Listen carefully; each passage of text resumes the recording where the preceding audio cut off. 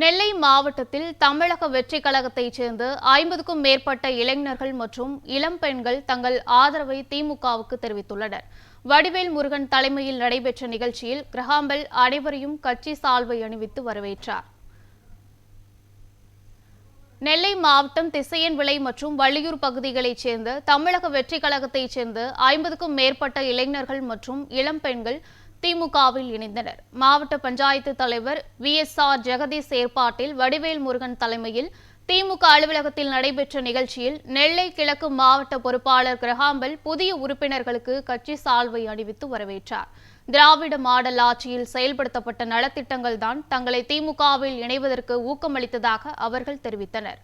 இதில் Joseph பெல்சி, Alex அப்பாவு, ஆரோக்கிய Edwin உள்ளிட்ட பல நிர்வாகிகளும் கலந்து கொண்டனர்.